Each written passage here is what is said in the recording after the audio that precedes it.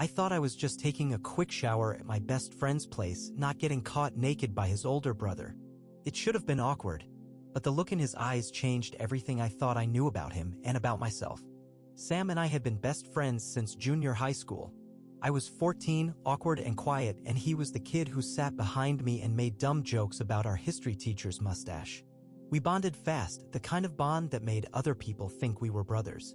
We'd spent more time at each other's places than our own, but more often than not, we landed at his house. Probably because his older brother Evan was always around, always calm and confident and just there. I never thought twice about Evan, not until that night. Sam's house hadn't changed in years. The couch was still sagging in the middle. The walls were still covered in framed movie posters from the early 2000s. The hallway still creaked right by the bathroom door. We were getting ready to head downtown to a bar that had just reopened, and it felt like just another one of our lazy, comfortable hangouts, the kind that felt timeless. "Dude, I think I still smell like work," I muttered as I peeled off my hoodie. "Mind if I shower real quick before we go?" Sam waved me off as he scrolled on his phone from the kitchen. "You know the drill. Clean towels probably in the same drawer it's always been." I headed down the hall, already kicking off my sneakers. Evan's bedroom door was closed, probably out or working out or wherever he always disappeared to. I didn't think twice about it. Not yet. The bathroom still smelled faintly of cedar soap and laundry detergent. I turned on the water, let it heat up, and slipped out of my clothes, tossing them in the same corner I always did. The mirror fogged quickly, hiding my reflection as I stepped into the shower. The water felt good. So good I let myself relax fully, head tilted back as the stream poured down over me. I didn't hear the door open, didn't hear the creak in the floorboards, but I heard his voice, low, startled, almost amused. "Oh, sorry. I didn't think anyone was in here." I turned fast and froze. It was Evan.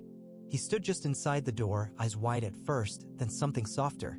I scrambled to pull the shower curtain across, but it was too late, the damage was already done. My heart pounded, my breath caught in my throat. But it wasn't embarrassment that settled in my chest. It was something else entirely. He didn't leave. Not immediately. Instead, he hovered there just a second too long, gaze lingering like he couldn't look away. My hand gripped the edge of the shower curtain, but I didn't pull it tighter. I didn't say anything. And then his eyes met mine and stayed. That look? That pause?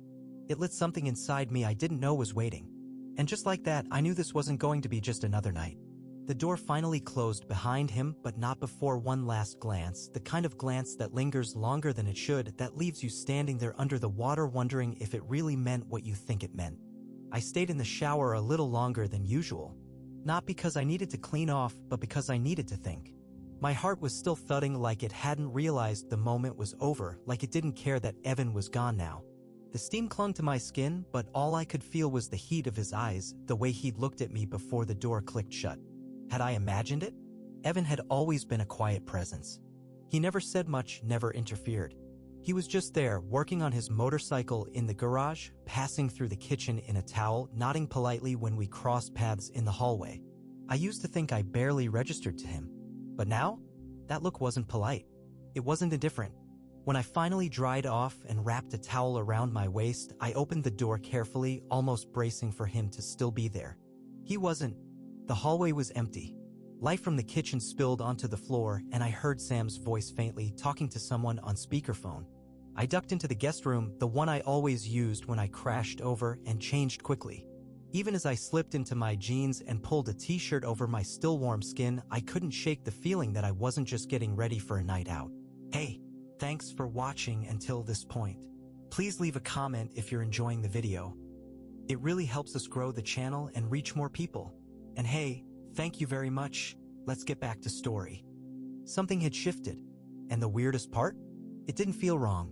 When I came out, Sam was sitting on the couch tying his shoes. "You good?" he asked. "Took you long enough in there?"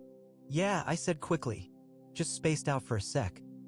Evan was in the kitchen, sipping water from a glass. He glanced up when I entered. Our eyes met. And this time, it wasn't accidental. There was a flicker, just a flicker, of something beneath the surface. Like we were both waiting to see if the other would say something. But Sam stood up between us and stretched. "Ready?" he asked. I nodded. Evan didn't speak, but when I passed by him on the way to the door, his fingers brushed mine. Barely a touch. Just a graze. but it was enough to short-circuit my brain. The car ride downtown was loud, music, laughter, Sam flipping through radio stations too fast to settle. I tried to lose myself in the noise, but all I could think about was the touch. That second in the kitchen, and how I had wanted it to last longer. I was already drowning in questions. What was Evan thinking? Was this a one-time glance, a mistake? Or had he seen something in me too? The bar was busy but not packed. We found a booth near the back, ordered drinks, and talked about everything but what was spinning in my chest. Sam was in his element, chatting with the waitress, telling dumb jokes, scrolling through texts from a guy he was seeing off and on. And I just kept nodding, smiling, pretending to be present while every part of me was still standing in the steam of that bathroom. I didn't know what the rest of the night held. But I knew one thing. Evan wasn't just my best friend's brother anymore. He was something else entirely. The bar was buzzing, but I barely heard any of it. Sam was talking, something about someone from high school who just got engaged, and I nodded along, pretending to laugh in the right places. But in my head, I was still in that hallway. Still thinking about Evan, the way his eyes had lingered, the way his fingers had grazed mine so casually but not casually at all. I couldn't make sense of the shift. I'd known Evan for almost a decade, through birthdays and backyard cookouts and late-night rides home when Sam was too drunk to drive. I'd never thought of him like that. Or maybe I had, maybe there were moments I ignored, glances I filed under, he's just nice, touches I brushed off as nothing. But they didn't feel like nothing now. I excused myself to the bathroom mostly just to breathe.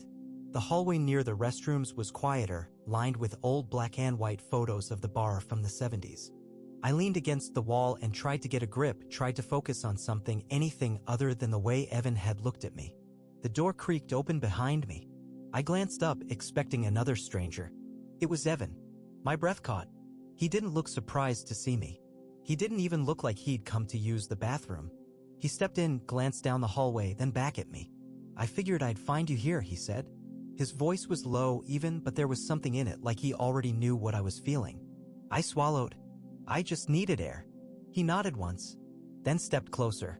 You've been acting different since I saw you earlier. I let out a nervous laugh. Yeah, well, kind of hard not to. We stood there in silence, the kind of silence that has weight to it. He was close now, not in a threatening way, but in a way that felt intentional. Like he was waiting for a signal. I didn't step back. I didn't speak. I just looked at him. And then he reached up and gently pushed a curl back from my forehead. The touch was featherlight, but it made my skin burn. Did I cross a line? He asked softly. I shook my head before I could even think. No, I said. You didn't. I just didn't expect it. Neither did I, he admitted. But I haven't stopped thinking about it. He leaned in slightly, not kissing me, not yet, just close enough that I could feel his breath. I swore my heart was louder than the music thumping from the main room. And then the bathroom door opened behind us. We both turned fast, stepping apart like we hadn't just been on the edge of something dangerous. It was Sam. He didn't look suspicious. Just tipsy and impatient. There you are, he said to me, pulling out his phone. They're playing your stupid song. Let's go. I nodded, trying to keep my voice steady. Be right there. Sam glanced at Evan. You coming? Evan gave the faintest smile. In a sec. When Sam disappeared back into the bar, Evan looked at me again. Later, he murmured. And walked away. I stood there for a full minute after he left, trying to convince myself I was imagining it. That I hadn't just almost kissed my best friend's brother in the hallway of a bar with my best friend steps away. But I wasn't imagining it. And part of me didn't want to pretend anymore. By the time we got back to Sam's place, the air between us was thick with something unspoken. We didn't talk about what happened or almost happened in the bar hallway. Sam was too busy scrolling through his phone and mumbling about how overpriced the drinks were. I gave short answers and tried not to look at Evan in the rearview mirror as he drove us home. But I felt him watching me. We got in, kicked off our shoes, and Sam collapsed on the couch, declaring he was too tired to do anything else. I'm gonna nap for like 20 minutes before I even think about going out again, he said, already half asleep. I grabbed a glass of water, nodded like that was fine, and headed to the guest room to grab my bag. The hallway was quiet. I heard the sound of running water, steady, steaming, and instinctively looked toward the bathroom. The door was cracked open. Something in me pulled closer before I could second-guess myself. I reached for the handle. Inside, the mirror was fogged. The air was heavy with heat. Evan's shirt was draped over the edge of the sink, his jeans in a pile on the closed toilet lid. I stepped in slowly, letting the door close behind me without a sound. "Evan?" I said, just loud enough. His voice came back through the steam. Calm. Low. Certain. "You came in." He knew. He knew I'd follow. I didn't answer. I moved closer to the shower curtain. My heart was pounding, breath shallow, unsure of what I was even about to do, but completely unable to walk away. Then he pulled the curtain back just enough. I saw his silhouette through the steam, water trailing down his chest, across his shoulder. His eyes found mine. Neither of us spoke. He reached out and tugged the curtain open fully, his gaze unwavering. The steam curled around us, and all I could think about was how close he was. The way his body looked, strong, lean, wet, and how that soft, unreadable expression on his face still somehow told me everything. I stepped forward. The towel slid off my hips. He pulled me in. My back hit the warm tile. His hands were already on my waist, and our mouths met like they had been waiting weeks for permission. The water poured over us, but I barely felt it. All I could feel was the way his lips moved with mine, slow, searching, careful but hungry. He kissed down my neck, his hands exploring me like he already knew exactly how I liked to be touched. I reached for him without thinking, fingers pressing into his shoulder blades as he leaned into me. As the kiss deepened into something that wasn't just about tension anymore, it was need. At one point, we froze, the sound of footsteps on the hardwood floor just outside the door. "Sam." He paused right outside. We didn't breathe. We didn't move. My heart felt like it was slamming against my ribs. Evan's hand gripped mine against the wall. Then silence. Sam kept walking. The front door creaked open and shut. He must have gone out. I let out a shaky breath. Evan leaned forward, kissing just beneath my ear. "You okay?" I nodded. Somehow yes. More than okay. Because whatever this was, whatever we were doing, it wasn't about confusion anymore. It was about finally giving in to something neither of us wanted to fight. We stayed in the bathroom long after the water had gone lukewarm. Not because we were still lost in it, though part of me was, but because neither of us wanted to be the first to step back into the real world. There was a quiet in the air now, one that wasn't heavy or awkward. It was more like calm. Like the rush had passed, and now all that was left was the truth between us, still warm, still pulsing just beneath the surface of our skin. Evan pulled a towel from the rack and wrapped it around my shoulders, his fingers brushing my neck as he did it. The way he looked at me, not like he was trying to figure out what had just happened, but like he already knew, made something swell in my chest. "You good?" he asked. His voice wasn't nervous. Just soft. Steady. I nodded slowly. "Yeah. Are you?" He smiled. A small one. The kind that said more than words could. "Yeah." We stepped out into the hallway, quiet and barefoot. The house still felt familiar, but the energy had shifted. It wasn't just Sam's house anymore. It was the place where something had started. Something that felt impossible to undo. I ducked into the guest room and changed quickly, tossing on the same t-shirt from earlier. Evan disappeared into his room, and I heard drawers open and close, the creak of floorboards under his weight. Every normal sound felt strangely intimate now, like I could hear the rhythm of his movements in a way I never noticed before. I sat on the edge of the bed, trying to replay it, not just the physical parts, but the way his touch had felt. It hadn't been rushed. There was nothing careless about it. Every kiss, every glance, every moment we let hang between us, it all felt deliberate. There was a knock on the doorframe. I looked up. Evan stood there, now in a plain gray t-shirt and joggers, arms crossed lightly over his chest. His expression was unreadable but not cold. "Want to come outside for a sec?" I followed him out to the backyard. It was quiet out there. No city sounds, just the soft chirp of insects and the hum of distant traffic. The patio light was off, but the moon was bright enough to make everything feel silver-lined. We sat on the steps. He looked at me, elbows resting on his knees. "I didn't expect that to happen," he said after a long silence. "I didn't either," I replied. "But I'm not sorry." He turned his head slightly, eyes searching mine. "Me neither." We sat there for a moment, not needing to fill the silence. It felt good just being beside him. Like my body already knew this wasn't just about lust or timing or the fact that Sam wasn't home. This was about something that had been quietly growing between us, unnoticed or maybe just unacknowledged for years. "Do you think he'll know?" I asked after a moment. Evan shook his head slowly. "Only if we tell him."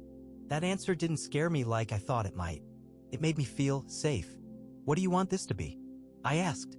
"Just something that happened? Or a..." He didn't let me finish. He reached over and touched my hand. His palm against mine, warm and firm. I want to figure that out with you, he said. Not pretend it didn't happen. I felt that line settle in me. Not rushed. Not a promise he didn't mean. Just something honest. I looked down at our hands. Okay, I said quietly. Me too. There wasn't a label for what we were, and we didn't try to give it one. But sitting there under the sky, the warmth of him still lingering on my skin, I knew something had changed. Not just between us. Inside me. Because I didn't feel confused anymore. I felt seen. The morning sunlight pushed through the curtains like it had somewhere to be. Golden, soft, but far too honest for someone who'd barely slept. I blinked into the warmth of the guest room, wrapped in a silence I wasn't sure how to interpret. The same room, the same bed, the same soft ticking of the wall clock, but I didn't feel like the same person who laid down in it the night before. I stretched slowly, my muscles sore in a way that had nothing to do with sleep. The sheets were bunched around my waist, and the faint smell of cedar and soap still clung to my skin. For a moment, I stayed still and just let it wash over me, the memory of Evan's touch, the heat of his mouth, the way we had both pulled back only when we absolutely had to. It hadn't felt wrong. Not even a little. And that somehow was what made it feel even more real. I rolled out of bed, threw on my shirt, and opened the door carefully. The hallway was empty. No sounds but the soft clink of a spoon against a ceramic bowl. I followed it. Sam was sitting at the kitchen island, bare feet on the stool rung, scrolling through his phone while he absent-mindedly ate cereal.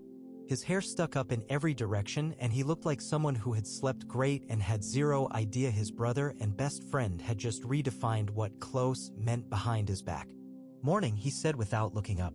Morning, I said back, keeping my tone neutral. I poured myself a glass of water just to keep my hands busy. You sleep okay? He asked, finally glancing up.